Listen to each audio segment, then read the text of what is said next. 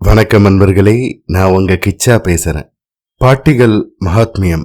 குடியானவ பாட்டி தகனக்கிரியைக்கு அருள் புரிஞ்ச மகாபெரியவா மேல அளவு கடந்த பக்தி அந்த குடியானவ பாட்டி அம்மாக்கு. இறந்து போயிடுறா. ஆனா பாவம், அவளுடைய கடைசி பயணத்துக்கு தகனக்கிரியைக்கு கூட தேவையான பணம் இல்லை. மகாபெரியவா உதவி பண்றார். ஒரு மிக சுவாரஸ்யமான சம்பவம். அந்த சம்பவம் பத்தினதுதான் இந்த பதிவு.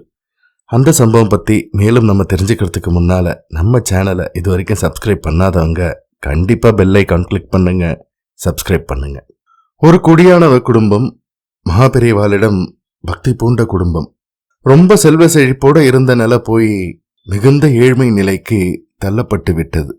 அந்த குடும்பத்தில் மகாபெரியவா மேல் அளவு கடந்த பக்தி கொண்ட பாட்டி அம்மா இறந்து விட்டாள்.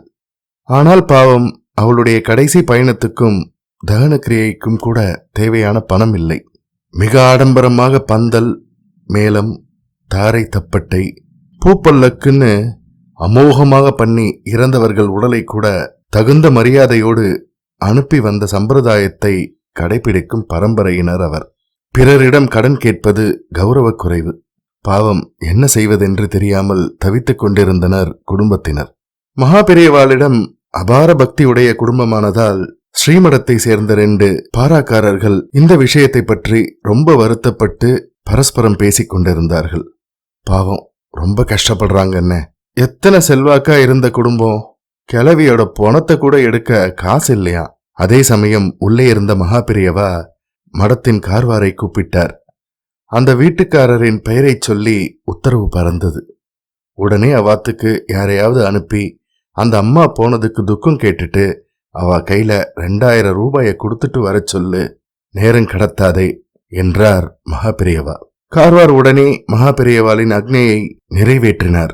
ஸ்ரீமடத்திலிருந்து 2 பேரை பணத்தோடு அனுப்பி முறையாக துக்கத்தில் பங்கேற்ற பெரியவாளின் கருணையை, அன்பை நினைத்து நினைத்து அந்த பாட்டியின் மகனுக்கு தாயார் இறந்த துக்கத்தை விட அதிகமாக கண்ணில் நீர் பெருக்கெடுத்தது.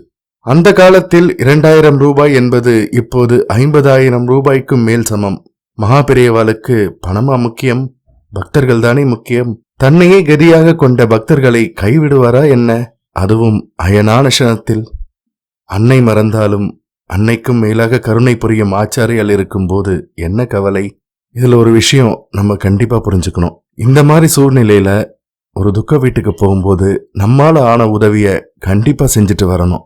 ஒரு சுப காரியங்களுக்கு போகும்போது எப்படி அள்ளி கொடுக்கிறோமோ அதே மாதிரி துக்கத்துல இருக்கிறவாளுக்கும் அள்ளி கொடுத்து உதவி செய்யணும். ஜெய ஜெய சங்கர ஹர ஹர சங்கர. இந்த பதிவு உங்களுக்கு பிடிச்சிருந்தா லைக் பண்ணுங்க, ஷேர் பண்ணுங்க, கமெண்ட் பண்ணுங்க. மறக்காம பெல் ஐகான் கிளிக் பண்ணுங்க, சப்ஸ்கிரைப் பண்ணுங்க. நன்றி அன்பர்களே.